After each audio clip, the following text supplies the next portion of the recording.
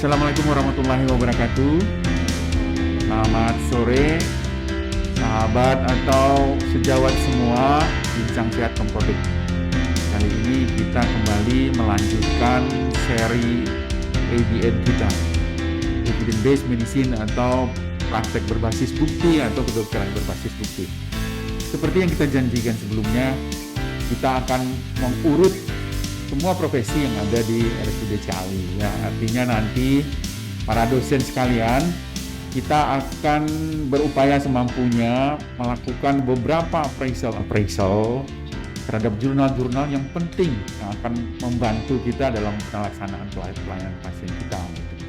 Nah, nanti kita sendiri di Komkordik akan berencana mengumpulkan appraisal yang bagus ini dalam suatu buletin. Mudah-mudahan insya Allah kita akan bisa membuat buletin berawal dari ini di RSUD Ciawi untuk suatu rumah sakit pendidikan. Baik, kali ini tergilir pertama nih dari KSM kulit kelamin ya. Dalam hal ini terima kasih untuk Dr. Novi Yudhitiara, dokter spesialis kulit kelamin RSUD Ciawi. Beliau berpraktek di RSUD Ciawi dan menjadi dosen untuk peserta didik profesi kedokteran di RSUD Ciawi. Dalam hal ini kita kerjasama dengan Untar. Baik, ini sangat menarik nih. Sebelum saya serahkan ke Dr. Novi ini kita santai saja. Ini cukup menarik ya. Kita berharap memang problem-problem klinis kita itu diangkat, gitu. Sehingga kalau itu yang kita jadikan suatu proses langkah-langkah evidence based, itu manfaatnya akan kelihatan. Dan mungkin Dr. Novi bisa ini curhat juga, ternyata dengan terpaksa seperti ini barangkali ada hal penting nih yang akan disampaikan.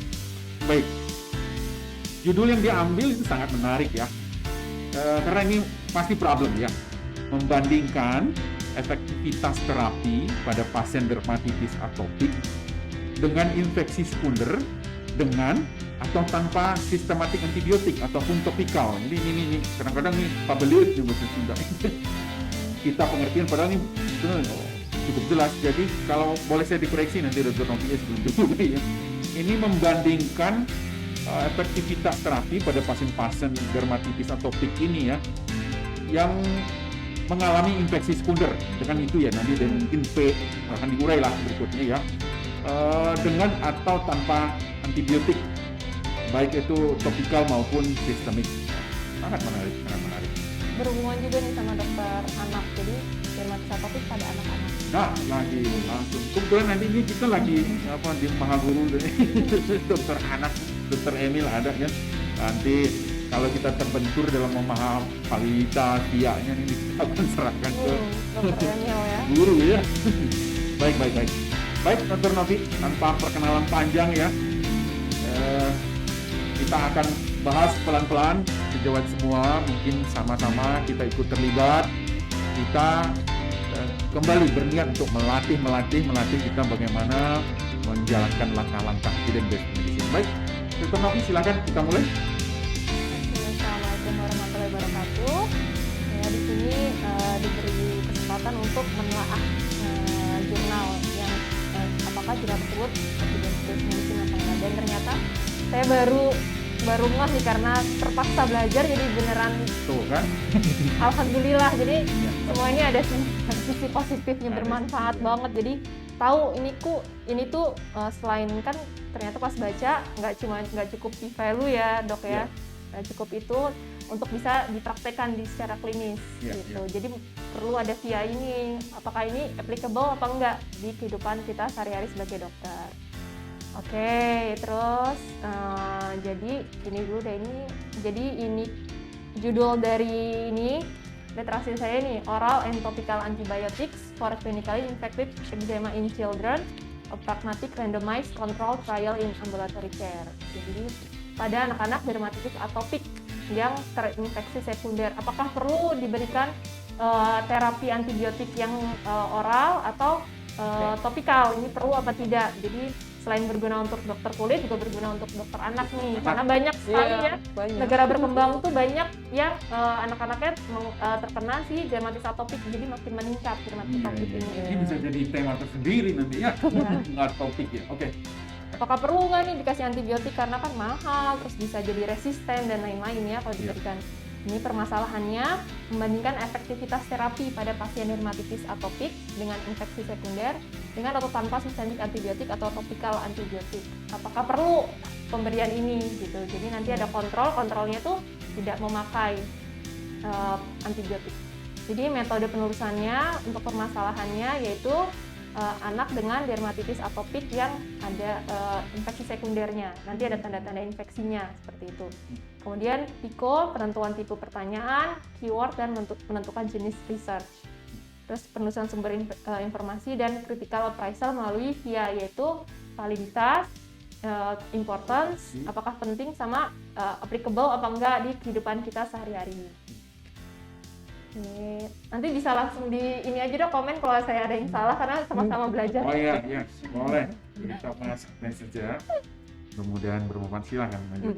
Jadi yang pertama penentuan problem, patient atau problem. Jadi pasien dermatitis atopik pada anak-anak dengan infeksi sekunder yang ringan sampai sedang.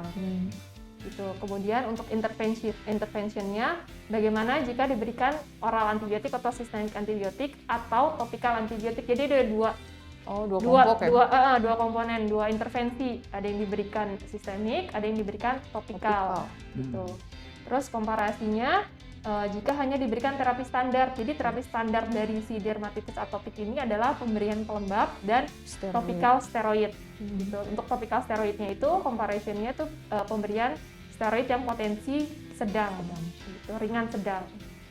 Outcome-nya di sini tuh dari jurnal ini tidak ada perbedaan yang signifikan antara pasien yang kontrol dan pemberian antibiotik gitu. Dokter Novi, Ya. berarti pada anak-anak dengan dermatitis alergik seperti ini tetap diberikan terapi standarnya? Ya, semuanya diberikan terapi standar. Betul. Oke. Terus malah di outcome-nya disebutkan meningkatkan resistensi terhadap antibiotik, terutama pada topikal antibiotik, terutama yang diberikan topikal, dia berikan obat oles, malah dia resisten si Staphylococcus aureus-nya. Gitu. Outcome-nya. Terus kemudian mencari literasi yang tadi jurnalnya. Oke, jadi ini tuh metodenya, jadi ini di bawah aja dok ya ngomongin metode ya. Pokoknya secara random 113 anak-anak yang terkena dermatitis atopik, jadi 40 menjadi kontrol ini, kemudian 36 anak mendapat oral antibiotik dan 37 lagi mendapatkan topikal antibiotik. Gitu. 3 kelompok ya? Iya, 3 kelompok jadinya. 3 kelompok ya? Kontrol, pemberian sistemik, dan pemberian topikal. Karena kita ingin tahu apakah perlu pemberian antibiotik ini untuk anak-anak yang dermatitis atopik. Meskipun dia terinfeksi, infeksinya ringan sedang. Terus kemudian untuk mencari literasinya, saya jadi ada yang jurnal-jurnal pendukungnya dari Cochrane kalau yang ini. Intervention to reduce Staphylococcus aureus in management atopic eczema. Oke, sama kooperatif double blind trial and antibiotik. Semuanya hasilnya kalau dari 2 jurnal pendukung ini sama. Tidak perlu ya. Ya. Tadi dalam melakukan searchingnya, PICO itu diterapkan ya? Iya. Baik. Ini pelajaran kita nih, oleh kita mengingatnya. Baik. Tapi itu udah lama ya jurnalnya ya? Iya. Tapi yang baru ini 2018 sih dok. Oh yang Ini 2010, yang ini lebih lama lagi sebenarnya. Terus telah kritisnya jurnalnya yang tadi, kemudian ini penulisnya, terus ini nambilnya dari mana, dari ini www.unpamed.org tahun 2017.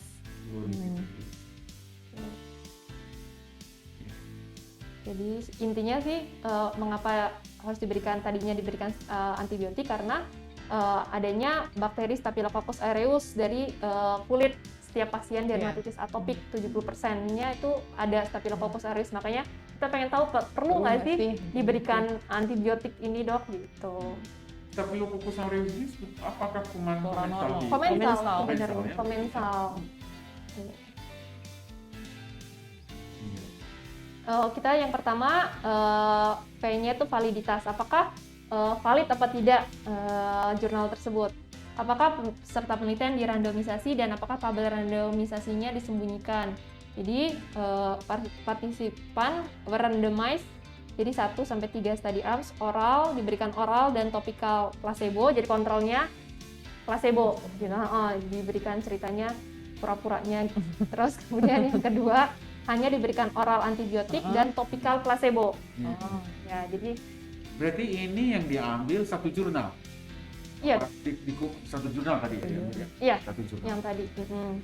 Terus kemudian yang grup ketiga diberikan hanya topikal antibiotik dan oral placebo. Iya. Gitu. Terus random allocation was undertaken by said pharmacist using block randomized with randomly. Jadi pakai blok-blok itu dia ngambil angka-angka. Ini teknik randomnya lah ya. Ya, teknik randomnya.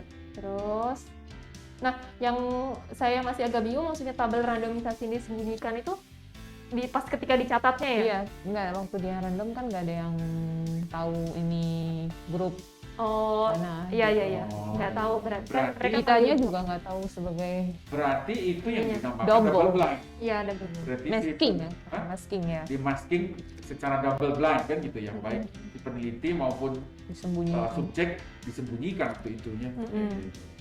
Gitu. Terima kasih Dr. Emil. Baru tahu. Dari background Dr. Emil suaranya kurang kali. Oh, ini mana tadi ini punya? ada ya. Dr. Emil ada.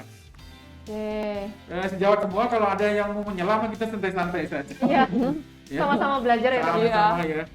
Mudah-mudahan ini terbaik lah. Karena selama kuliah, Ya. residen sih nggak dapat yang seperti ini. Ya justru itu. Iya, Ya. makanya.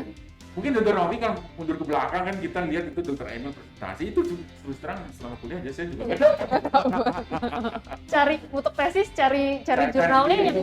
yang free, yang free kan. baik. Apakah karakteristik kedua kelompok sebanding sebelum dilakukan intervensi? Ya, jadi partisipannya jadi anak umur 3 bulan sampai 7 tahun. Kemudian yang datang ke rumah sakit mereka di dermatologi klinik yang terinfeksi yang mengalami dermatitis atopik. Terus ini ada kita cari yang gejalanya sama, yaitu yang infeksi. Jadi eczema yang gagal diterapi dengan standar treatment seperti pelembab dan topikal steroid. Kemudian flare dan adanya rusta. Jadi tanda-tanda infeksi. Anak-anaknya dieksklusi jika sebelumnya memakai steroid yang potensi tinggi atau mendapatkan oral steroid. Atau mendapatkan antibiotik sebelumnya. Terus kemudian ada komorbid itu dikeluarkan. Kalau ada yang komorbid, ya ada eksklusi. Gitu. Terus lagi ini baseline karakteristiknya nih, Dok. Ini kontrol 640, oral antibiotiknya dapat 36 sama topikalnya jumlahnya 37. Etniknya terus clinical feature-nya. Seperti ini. Ini berarti demografinya ya? Iya. Karena kita untuk menilainya nanti pakai yang ini, ciri-ciri clinical feature-nya untuk menilai skornya turun apa enggak. Oh iya. Gitu. Iya. Ada yang misalkan tidurnya terganggu, yang seperti itu, quality of life-nya terganggu apa enggak. Jadi nilainya kalau yang ini tuh ada yang subjektif, ada yang objektif. Ya. Kalau tidur subjektif Ya, betul. Tapi saya nanti menilainya hanya dari yang objektif aja, Dok, karena banyak. Oke. Kemudian ini ya yang tadi Dr. Emil tanyakan, untuk mendapat validitas apa enggak juga perlu ditanyakan apakah pasien dan evaluator tidak mengetahui perlakuan diberikan. Ya, mereka dua-duanya jadi double blind ya. Ya, double Ini blind ya. betul. Study team were blinded to allocation. Jadi nggak ada yang tahu. Gitu. Oke.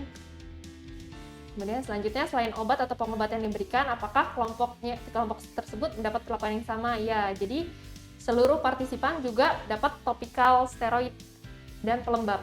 Iya. Ya, pelembabnya tapi yang tidak mengandung antimikrobia, jadi Ya. tidak mengandung antibiotik. Ya, Jadi steroid tiga-tiganya sama dapat topikal sama steroid.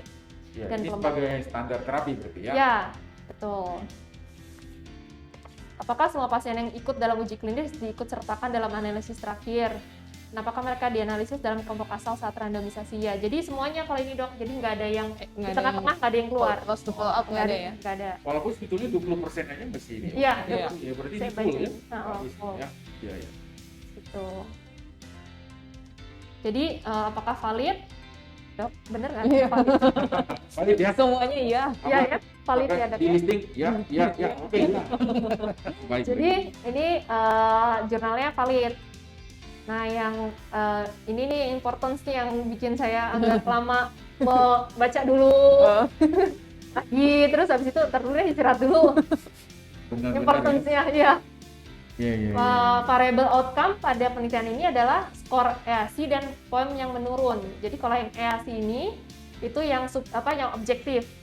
Dan poin ini, skor poin ini yang subjektif dari si pasiennya, misalkan tergangguan tidurnya, gatalnya seperti apa. Iya. Tapi saya ambilnya yang EASI saja, yang Objektif. objektif. Objektif ya. Betul Dok. Terus yang ini yang sistemik dulu, oral antibiotik. Iya. Berhasil, gagal, total jumlah.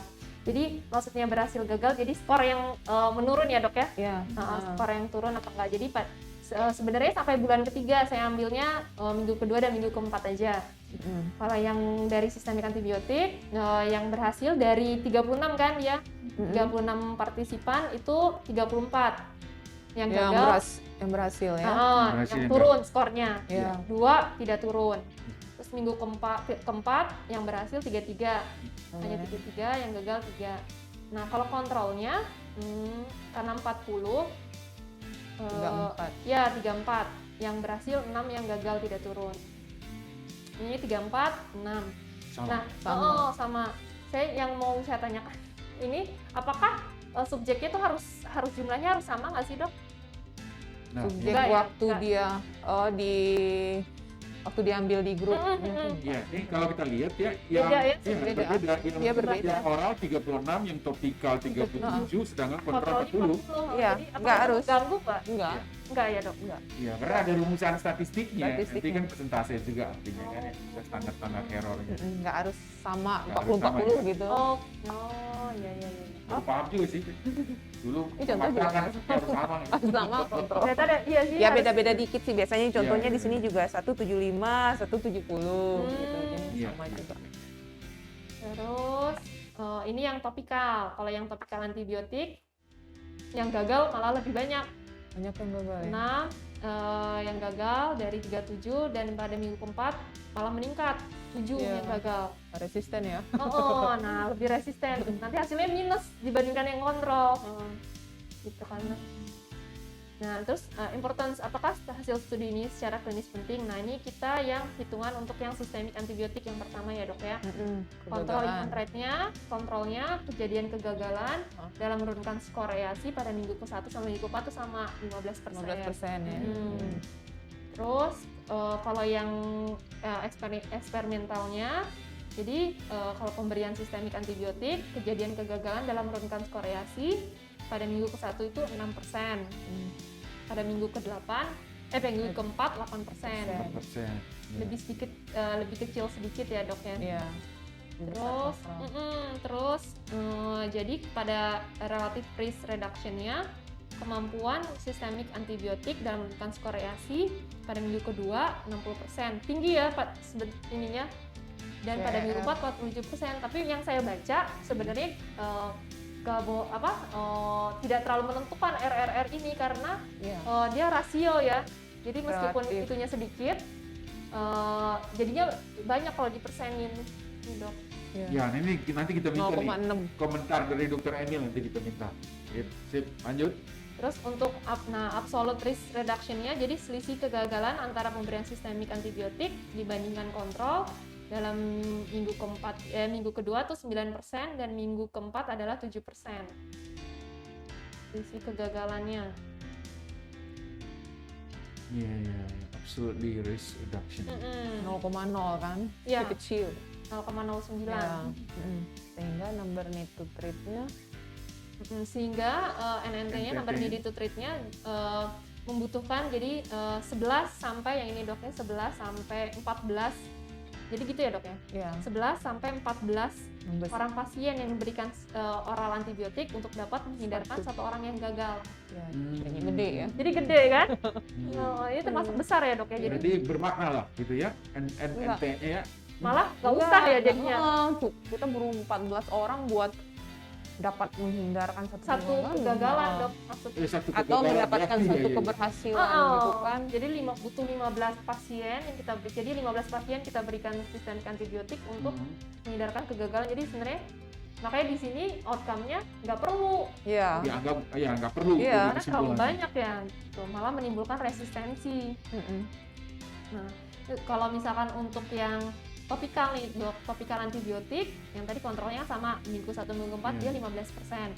Iya. Nah, untuk eksperimental event rate-nya kejadian kegagalannya dia jauh Sama. beda yang Ya. tadi. Oh ya. Yang tadi pakai sistemik antibiotik lumayan 60% kan? Iya. Ini cuma 16% sama 19%.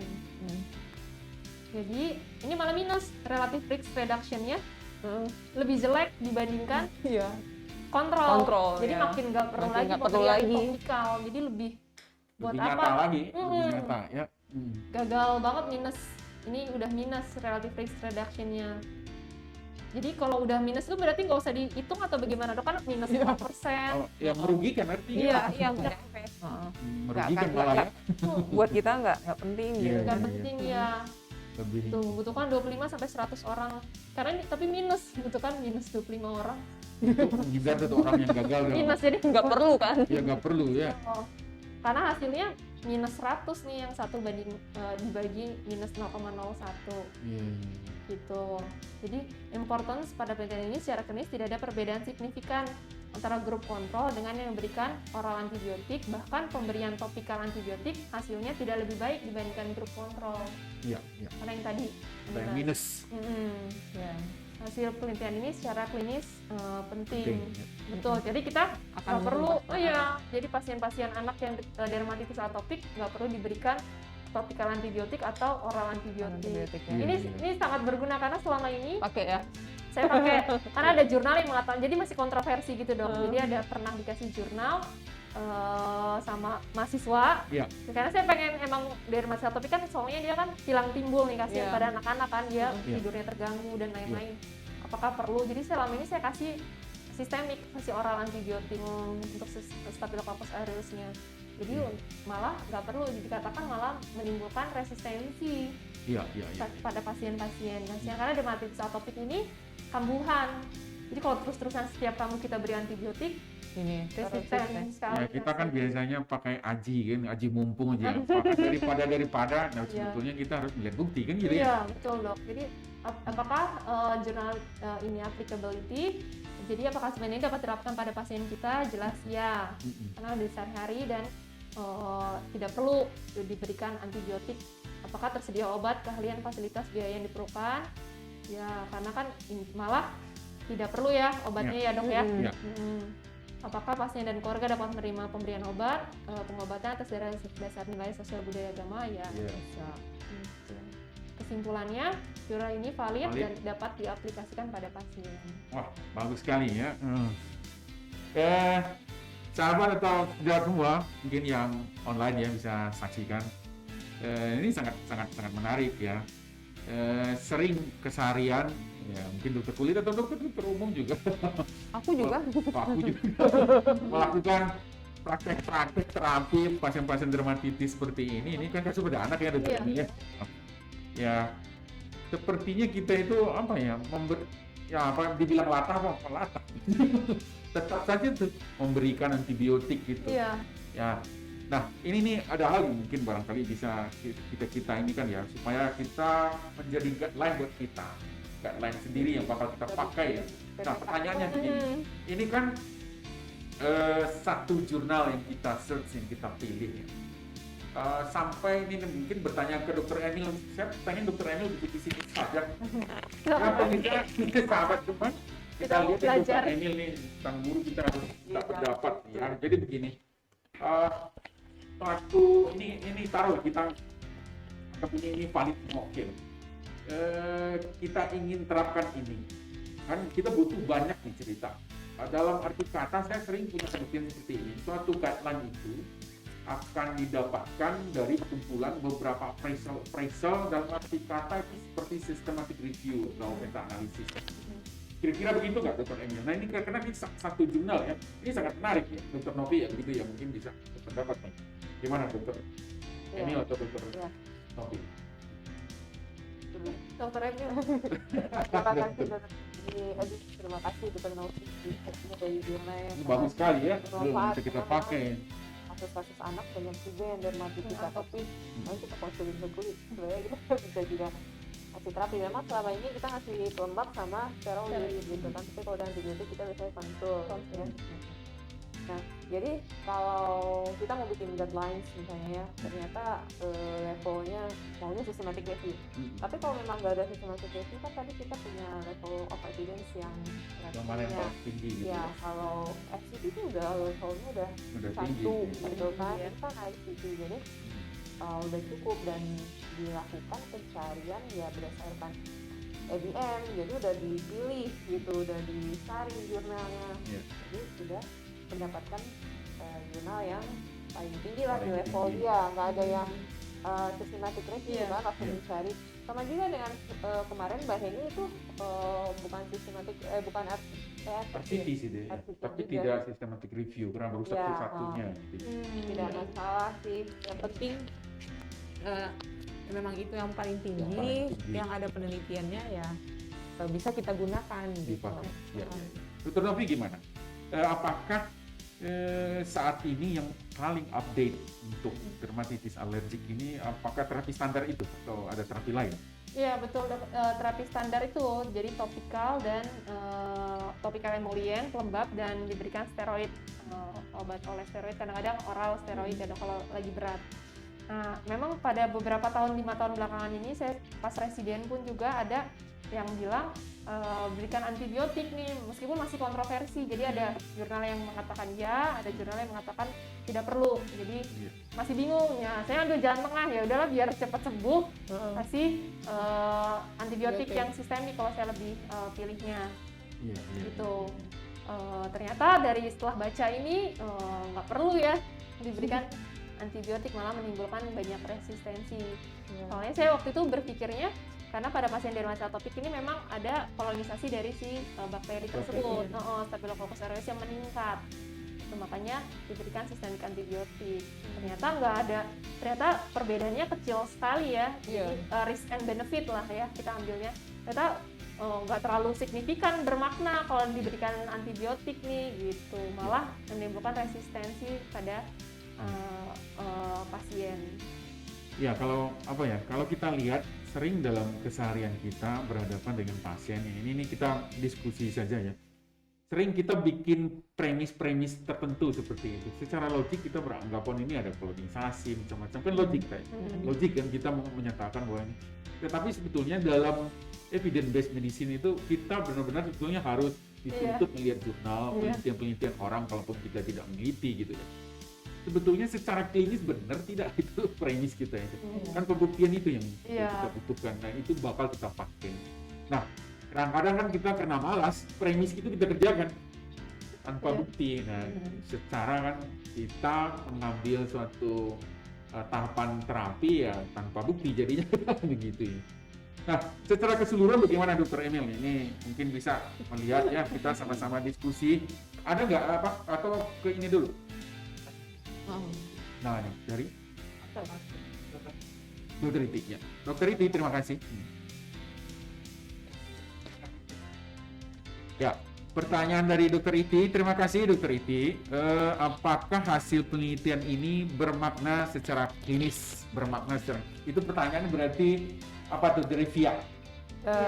Applicable atau important? Penting, Penting. klinis. Ya. Oke, Dr. Novi dulu ya kalian. Bukan secara statistik berarti. Bukan secara statistik ya. Hasil penelitian ini yang menyebutkan tidak perlu diberikan antibiotik itu penting.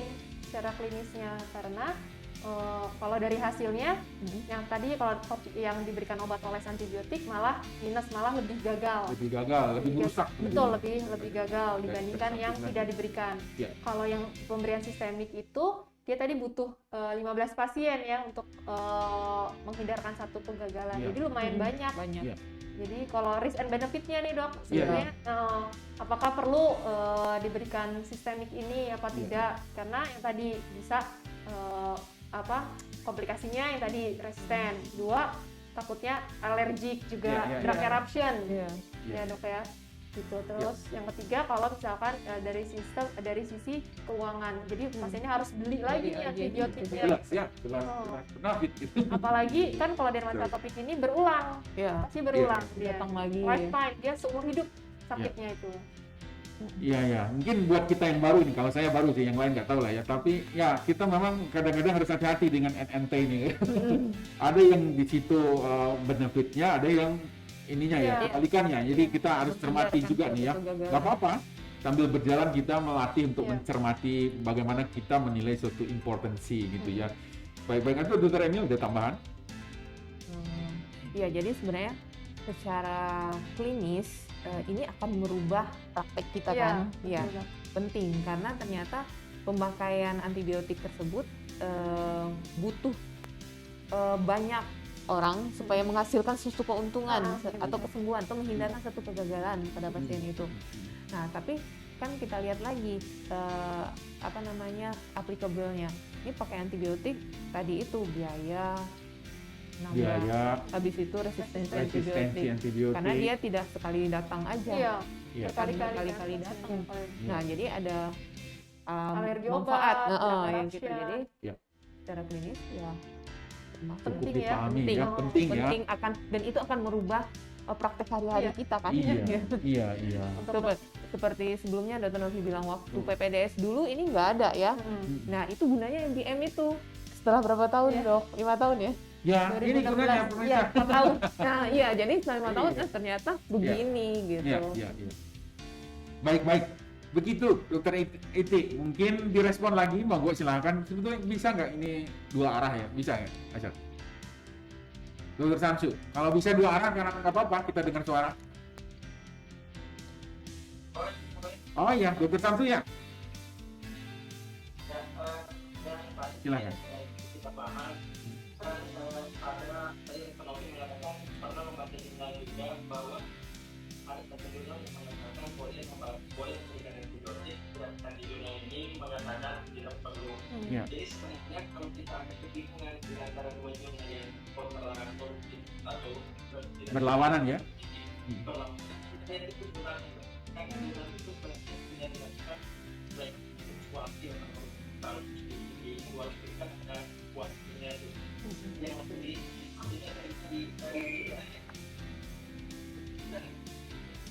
banyak dijadikan referensi itu dengan kita yang Oh ya, mix. Oh iya.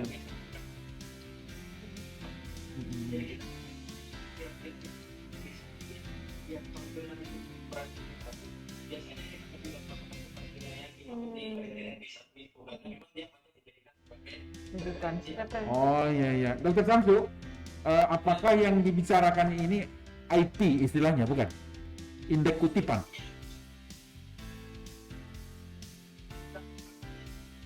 Ya.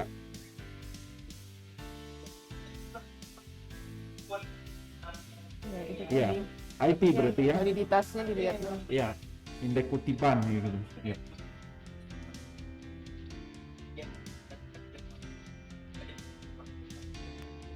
Baik. Ya, indeks.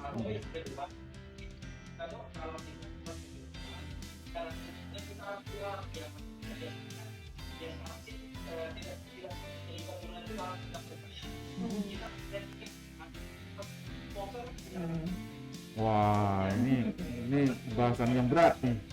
Ya.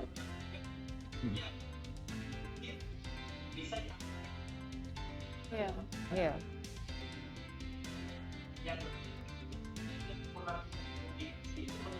Iya.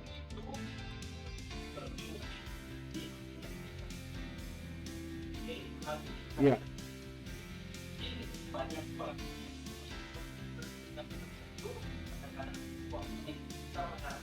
Iya. Dokter Samsu. Iya. Ini boleh dikata bahasa politiknya Konflik jurnal Basser, jurnal. Mengarahkan kan gitu ya. Seru nih. Baik, konflik interest ya, Dok, ya? conflict of interest ya.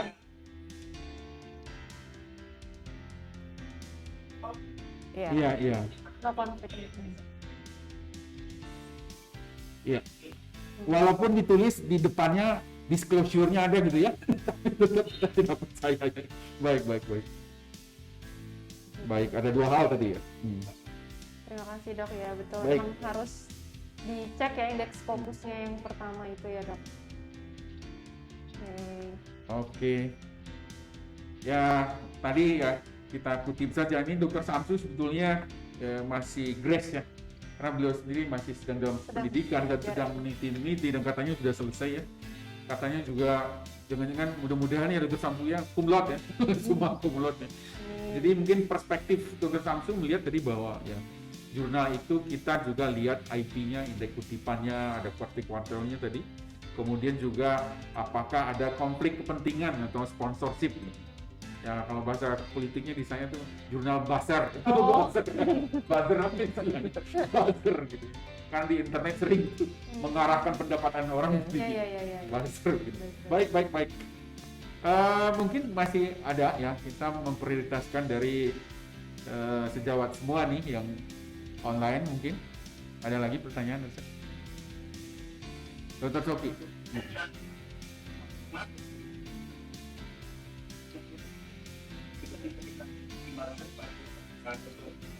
Iya ya. Oh. Iya. Iya.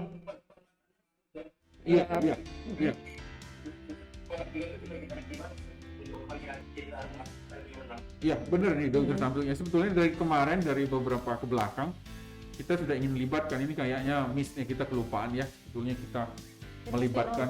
Ya, karena ini sayang sekali kan pembicaraan seperti ini, walaupun ya sifatnya kita rancang seperti ini, tapi kepentingannya sangat nyata. Karena telaah-telaahan seperti ini kan kita tidak dapat langsung di klinis ya.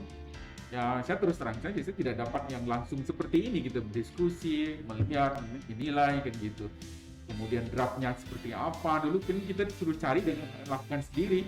Kemudian tampil seperti tadi ya, tanpa komentar, tanpa apa-apa, ya sudah selesai aja. Jadi tidak membahasnya. Baik, Dr. Emil ada tambahan lagi? Tadi ada pertanyaan. Ada pertanyaan lagi? Dr. Sofi? Tertulis atau bagaimana sih? Dr. Sofi? Oh ya, nggak apa-apa. Ngobrol lebih enak kayaknya. Enak langsung. Langsung. Gimana?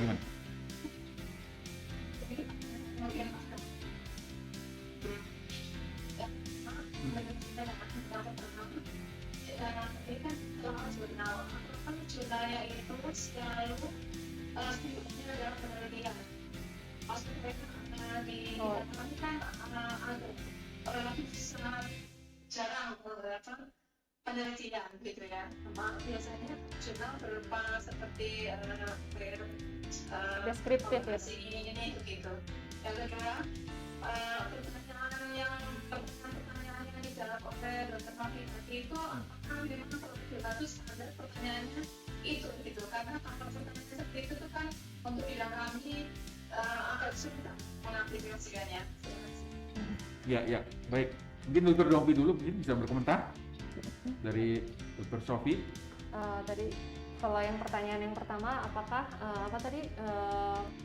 bisa yang sifatnya mungkin deskriptif ya kali ya, yang bukan intervensi ya, kali. mungkin. Nah, itu saya mau tanya malah itu dokter Emil, karena ini sebetulnya oke aja ya, nggak ada masalah. Ya, jadi kan kemarin itu untuk macam-macam telah kritis ini ada terapi, Ya. ya, ada prognostik, Diagnostik. ada diagnostik, ada meta analisis, ada lagi satu lagi sih analisis ekonomi.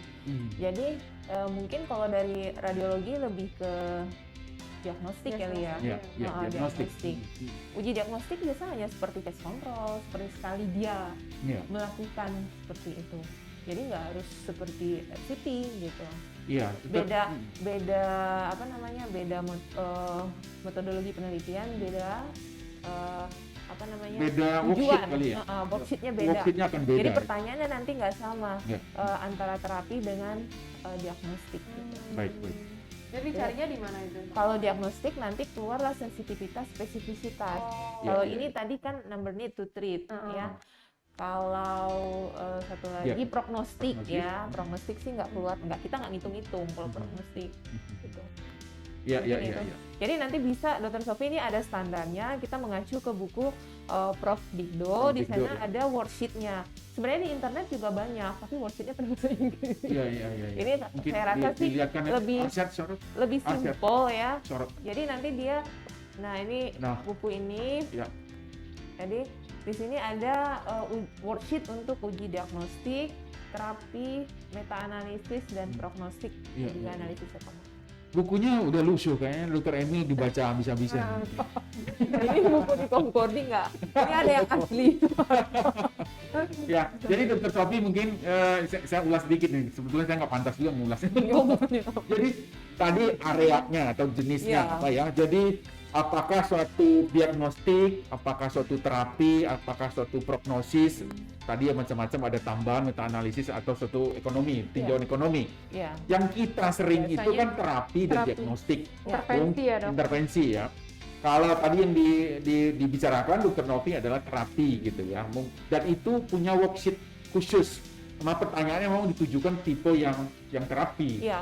Oh. Ya, ini terapi. Berarti Kalau yang NNT ya? biasa, iya. NNT. Kalau di radiologi itu biasanya kan Diagnostik. diagnostik. Ah. Itu biasanya ini aja penelitiannya sebagian besar ini cross sectional Ya, berarti cross seksional ya. sekali dia Eh, meneliti. apa tuh? Tidak ada intervensi yang Silang, udah uji silang atau apa gitu ya. Cross seksional. Lebih cenderung deskriptif berarti Iya. gitu ya. Nah, sebetulnya nanti kita janjikan saja. Kita akan share worksheet yang ada di Prof. Dikdo ini. Saya sebetulnya sudah capture sih sebetulnya mana yang area diagnostik, mana yang terapi, Terapi. mana yang Prognostik, preventif. Gitu. Ada. Nanti kita akan share. Begitu, Dr. Sofi. Itu satu lagi apa tadi ya? Pertanyaan Dr. Sofi. sudah semua. Udah semua? Yang kedua tadi. Oh, Kita iya, iya. sekaligus menjawab yang Iya. kedua ya. Oke, oke, Worksheet, oke. worksheet. Worksheet ya. Adakah standarnya? Ada standarnya. Karena sifatnya penelitian ya dok ya. Iya, sebagian Jadi nanti bukan semacam tiket gitu ya. Artikel juga? Ya. iya biasa desainnya sebagian besar diagnostik itu cross sectional Oh, iya, iya. desainnya. Gimana, Dr. Sofi? Baik. Iya. Ya, ya. Ya.